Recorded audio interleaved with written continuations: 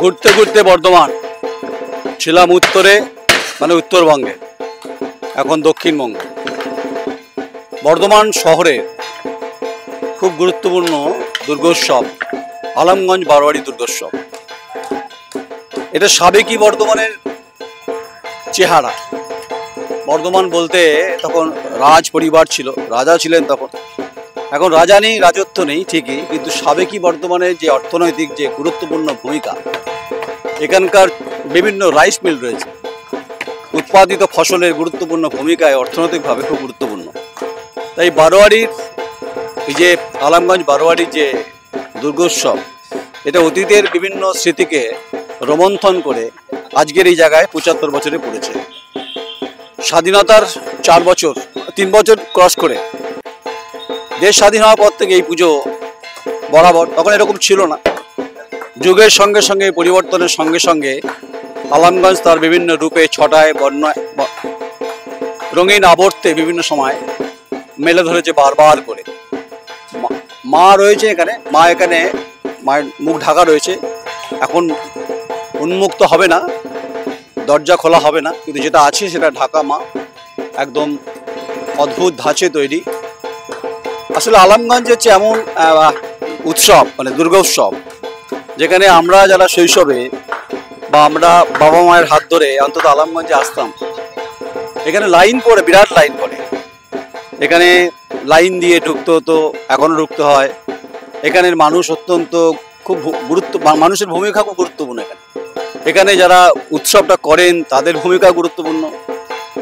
এবার আসি মূল সাবজেক্টে, সেটা হচ্ছে থিম, মায়া জাল। এই যে দেখছেন না চারিদিকে, আমার চিত্র সাংবাদিক দেখাচ্ছে, এটা যে মায়া জাল। আসলে জীবনটা হচ্ছে সত্যি মায়া জাল। আমরা কোন জালে কখন আবদ্ধ হয়ে যাই কেউ বলতে পারি না। এই জীবনের প্রতিটি গতিতে, প্রতিটি ছন্দে, প্রতিটি মোড়ে, প্রতিটি বাঁকে, কখনো গ্রাম হোক, কখনো শহর হোক, কখনো মহানগর হোক, কখনো রাজধানী হোক, সব জায়গায় যেন গোলক ধাঁধার একটা পরিস্থিতি তৈরি হয় আর মায়া জালে আবদ্ধ হয়ে যায়।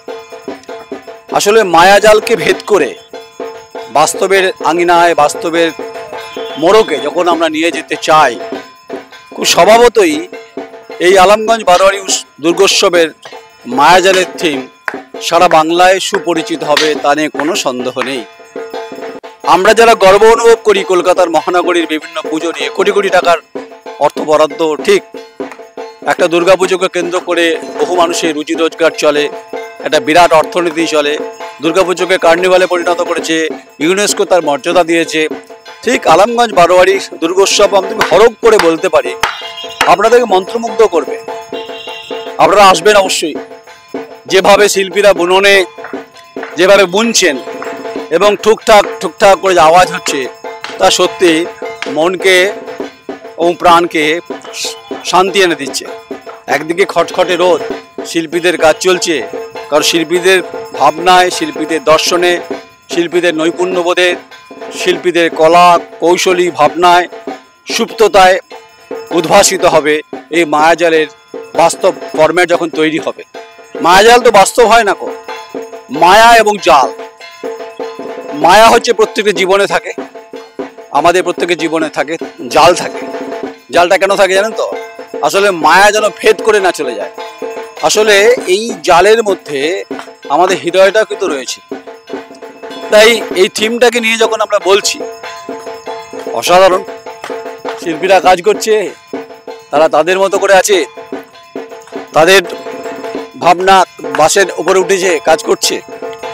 তাহলে বর্ধমানে যে কটি দুর্গাপুজো হয়, আমি কোনো দুর্গাপুজোকে ছোট করার মুডে নেই বা আঙ্গিকে নেই, ভাবনায় নেই। আমি মনে করি শরীরের রক্ত, ঘাম এবং পরিশ্রম এবং মেহনত এবং অর্থ লাগে, লাগে সহযোগিতা, লাগে সৌহার্দ্য, লাগে সম্পর্ক, লাগে ভালোবাসা, লাগে স্নিগ্ধতা, যার মধ্য দিয়ে একটা বাস্তব রূপ, একটা ছবি যা মানুষকে আকৃষ্ট করে। কুস্বাভাবিক করাটাই কুস্বাভাবিক। এই যখন ঘুরছি আমরা বর্ধমানের সর্বত্রই ঘোরার চেষ্টা করলাম। উত্তরবঙ্গের বেশ কিছু পুজো দেখলাম, মালবাজার দেখলাম, শিলিগুড়ি দেখলাম, পানিট্যাঙ্কি দেখলাম, মন ভরে গেছে। কিন্তু যেটা এখানে মন ভরছে, এটা যেহেতু অ্যাকচুয়ালি আমার বাড়ি থেকে খুব একটা দূর নয়, হাত বাড়ালি বাড়ি, তাই শৈশবের সেই স্মৃতি মনে পড়ে যাচ্ছে। এখন আস্তে আস্তে বয়স বেড়েছে, কিন্তু পুজোর কৌলিন্য কোনোভাবে হারিয়ে যায়নি, না কোনো ক্লেদাক্ত ভাব এসেছে না। ক্লেদাক্ত ভাব এলে এই শিল্পীরা এই কাজটা করতে পারতেন না। যারা কর্মকর্তা তাদেরকে তো ধন্যবাদ বটেই বটে, তারা তো এই জায়গাটাকে নিয়ে এসছে, পরম্পরায় পরম্পরায় পরম্পরায় এই জায়গায় এসছে। আচ্ছা, আমি এখানে একজন বিখ্যাত মানুষের নাম করতে পারি, উচিত করাটা। বিখ্যাত যাত্রাপালাকার রাখাল সিংহ, তিনি প্রয়াত হয়েছেন। তার বিখ্যাত বিখ্যাত যাত্রাপালাকার যা বাংলা কাঁপিয়েছে, তার বাড়ি এই অদূরেই। তার দুই ছেলে আছে, তারা এই পুজো কমিটির সঙ্গে যুক্ত এবং দায়িত্বে রয়েছে।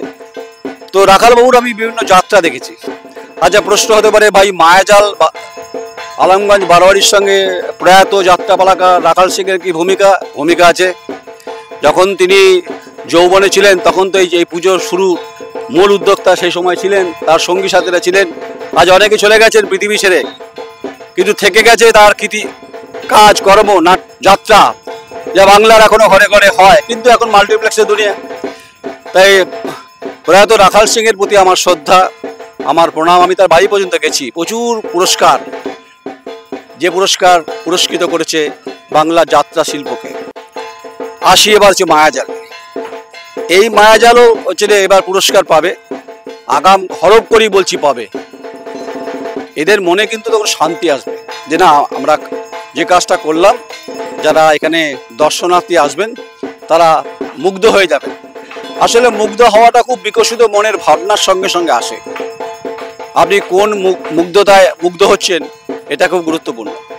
আপনি যদি মন আর শরীর আর প্রাণ দিয়ে যদি আপনি থিমটাকে দেখেন, আমি চিত্র সাংবাদিক ঐন্দ্রিলা ব্যানার্জি দেখাচ্ছে থিমটার মধ্যে দেখুন একটা অদ্ভুত, সবটাই সাদা, কিছুটা হচ্ছে গোলাপি, কিছুটা হচ্ছে নীল, হালকা ব্লু দিয়ে পুরোটা বানানো হচ্ছে, এখনো শেষ হয়নি। রাস্তার ধারে ধান চালের এলাকা, বর্ধিষ্ণু বর্ধমান, সাবেকি বর্ধমান, পিছনে রাজবাড়ি, রাজা নেই, খোরা নেই, টকবক করে ফুট নেই। তো এইখানে রথযাত্রার সময় এখানে রথ এসে পৌঁছায়। যাই হোক, রথের পর থেকে শুরু হয়ে যায় পুজো। এই আকাশটা অন্তত যদি ঠিকঠাক থাকে, ওয়েদার ডিপার্টমেন্ট যদি ঠিকঠাক ইনফরমেশন দেন, তাহলে মায়াজালে আবদ্ধ হবেন কচি কাঁচা থেকে আবাল বৃদ্ধ বনিতা, 8 থেকে 80। এখানে কর্মকর্তারাও খুশি হবেন, আমরাও খুশি হব। আমরাও বলবো যে না, কাজটা অত্যন্ত ভালো, সত্যি ভালো কাজ হয়েছে। এত ভালো কাজ, এত ভালো বুনন, এত ভালো নান্দনিক ভাবনা, এত ভালো শৈল্পিক চিন্তা ভাবনা, যা আমাকে শীতলতা এনে দিচ্ছে, আর আমারও বলতে সুবিধা হচ্ছে।